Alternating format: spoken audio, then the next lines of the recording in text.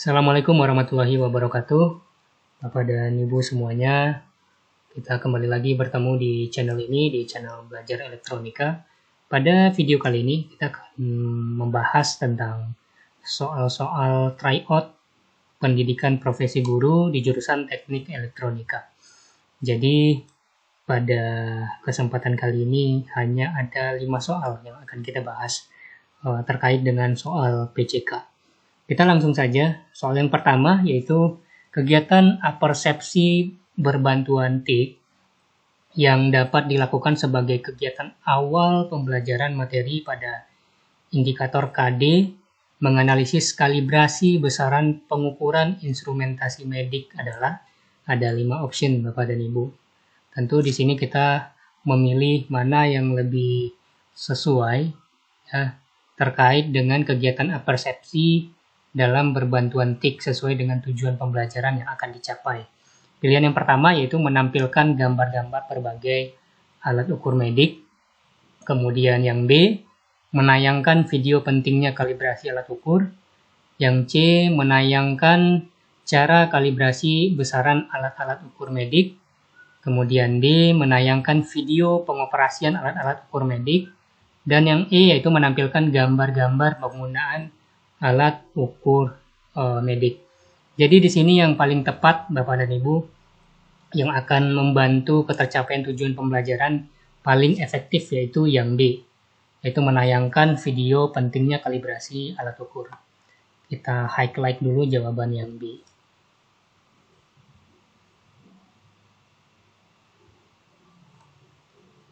Oke, kita masuk ke soal yang kedua. Soal yang kedua yaitu pada pembelajaran KD menganalisis kerja bias rangkaian transistor dengan indikator menganalisis kerja rangkaian emitor. Kegiatan di kelas yang dapat dilaksanakan dengan berbantuan TIK adalah, jadi di sini kata kuncinya adalah kegiatan di kelas yang dapat dilaksanakan berbantuan TIK. Jadi Bapak dan Ibu pilih saja dari opsi yang ada yang lebih mendekati kegiatannya yaitu berbantuan TIK. Nah, kita lihat dari opsi yang pertama yaitu guru memaparkan materi dengan demo dan demonstrasi menggunakan proyektor dan siswa mengerjakan tugas membuat analisis rangkaian common emitter menggunakan simulasi aplikasi Proteus. Nah, di sini penggunaan TIK-nya selain menggunakan proyektor, siswa juga menganalisis rangkaian common emitter menggunakan sebuah aplikasi komputer. Kemudian opsi yang B yaitu membagikan contoh-contoh common emitter yang telah dicetak menggunakan printer dan siswa menganalisis rangkaian common emitter seperti yang diberikan oleh guru. Kemudian yang C, guru membagikan LKPD dan menjelaskan tahapan-tahapan analisis rangkaian common emitter dan siswa mengerjakan tugas yang telah diberikan sesuai dengan LKPD. Kemudian di poin yang D, guru membagikan modul pembelajaran dan mempelajari serta mempraktikkan kemudian menuliskan laporan hasil kerja analisis rangkaian common emitter. Kemudian opsi yang E, guru mendemonstrasikan analisis rangkaian common emitter di papan tulis dan siswa ditugaskan untuk analisis rangkaian yang sama di buku gambar masing-masing kemudian difoto dan diunggah di internet.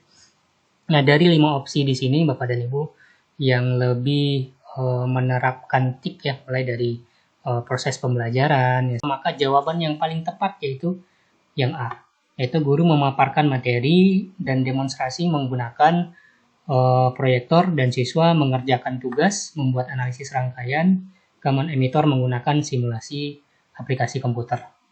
Nah, di sini kita highlight jawaban yang A. Kemudian kita ke soal yang ketiga. Kegiatan evaluasi pembelajaran berbasis TIK yang dapat dilakukan secara efektif pada kegiatan pembelajaran dengan KD merencanakan rangkaian pembangkit gelombang non-sinus adalah, lagi-lagi di sini kata kuncinya adalah pembelajaran berbasis TIK Bapak dan Ibu. Kita lihat opsi yang pertama yaitu uji keterampilan dengan soal esai dan pilihan ganda, kemudian uji pengetahuan melalui wawancara online. Kemudian yang B, uji kinerja dengan mempresentasikan slide perancangannya melalui panggilan video. Kemudian yang C, uji kinerja perancangan melalui panggilan video ke masing-masing siswa. Kemudian yang D, uji pengetahuan dengan soal esai, sementara untuk penilaian hasil perencanaan berupa deskripsi rangkaian. Dan yang E yaitu uji pengetahuan dan soal pilihan ganda, Kemudian penilaian hasil perencanaan berupa foto rangkaian. Nah, kita lihat di sini Bapak dan Ibu, yang menjadi pertanyaannya adalah pembelajaran berbasis TIK yang dapat dilakukan secara efektif. Ya. Maka di sini opsi yang paling tepat yang dapat dilakukan dan lebih efektif adalah yang E, yaitu uji pengetahuan dan soal pilihan ganda, ya, kemudian penilaian hasil perencanaan berupa foto rangkaian. Kemudian kita lanjut ke soal yang keempat. Soal yang keempat ini yaitu kegiatan pembimbingan diskusi secara daring dilaksanakan dalam pembelajaran KD menganalisis kerusakan pada sensor dan interface peralatan elektronik dengan indikator menganalisis kerusakan sensor. Yang jadi pertanyaannya adalah kegiatan diskusi terstruktur dan mudah diikuti secara daring adalah. Nah, ada 5 opsi Bapak dan Ibu. Yang pertama, diskusi daring asinkron menggunakan grup email tentang bagaimana menggunakan LDR untuk dibaca oleh perangkat lain ketika cahaya yang mengenainya telah diubah-ubah. Nah, diskusi daring asinkron ini maksudnya diskusi yang tidak dilakukan secara langsung, Bapak dan Ibu. Ya. Kemudian poin yang B yaitu diskusi daring sinkron menggunakan panggilan suara tentang sebuah kasus LDR yang hasil pembacaannya oleh perangkat lain tidak berubah meskipun cahaya yang mengenainya telah diubah-ubah. Nah, di sini diskusi yang dilakukan secara daring, secara langsung, yaitu dengan menggunakan panggilan suara. Ya. Kemudian poin yang C, diskusi daring sinkron menggunakan panggilan video tentang bagaimana menggunakan strain gauge untuk dibaca oleh perangkat lain ketika tekanan yang telah mengenainya telah diubah-ubah. Jadi ini prinsipnya hampir sama ya Bapak Ibu, yang poin B dan poin C.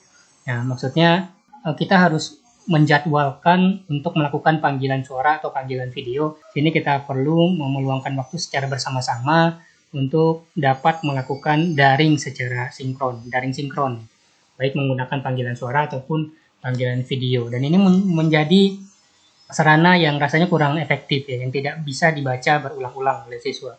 Kemudian yang D yaitu diskusi melalui pesan tulisan di grup WA tentang bagaimana menggunakan LM35 untuk dibaca oleh perangkat lain ketika suhu yang mengenainya telah diubah-ubah.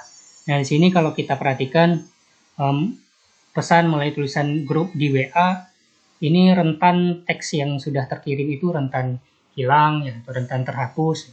Maka ini juga termasuk ke dalam sarana yang kurang efektif ya, yang dapat dilakukan.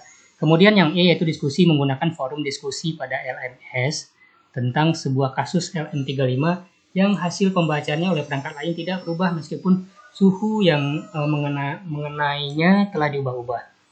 Jadi jawaban yang paling tepat yaitu opsi yang E, Bapak dan Ibu.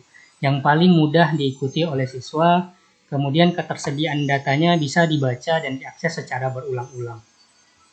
Kita highlight jawaban yang E. Kemudian kita lanjutkan ke soal yang kelima, yaitu seorang guru ingin mengajarkan tentang menganalisis rangkaian command emitter dengan bantuan TIK. Kegiatan yang dapat dilakukan guru adalah meminta siswa. Kita perhatikan di soal ini, Bapak Ibu, ada 2 kata kunci. Yang pertama yaitu menganalisis rangkaian command emitter. Maka kita cari dulu nih, dari 2 gambar ini, yang mana sih yang command emitter? Yang command emitter adalah rangkaian yang pertama. Rangkaian yang benar dari command emitter adalah rangkaian pertama, di mana kita lihat kaki emitter di-ground-kan, ya, kemudian digunakan secara bersamaan untuk input dan outputnya. Kemudian outputnya terletak di sini di kaki kolektor. Ini disebut dengan command emitter. Berarti rangkaian ini kurang tepat ya Bapak Ibu. Nah, kemudian kata kunci yang kedua yaitu berbantuan TIK. Kita lihat nih di optionnya, yang mana yang merupakan yang terdapat pilihan dari gambar pertama kemudian menggunakan penerapan TIK. Ternyata jawaban yang tepat adalah yang C, yaitu menyimulasikan rangkaian 1 di komputer. Kita highlight jawaban yang C. Oke, itulah 5 soal yang bisa kita bahas pada kesempatan ini, Bapak dan Ibu. Semoga dapat menambah wawasan kita untuk menjadi persiapan dalam pelaksanaan ujian program profesi guru di jurusan Teknik Elektronika Industri. Kalau video ini bermanfaat, silakan klik like dan jangan lupa tekan tombol subscribe untuk tetap mendukung channel ini berkembang. Terima kasih. Assalamualaikum warahmatullahi wabarakatuh.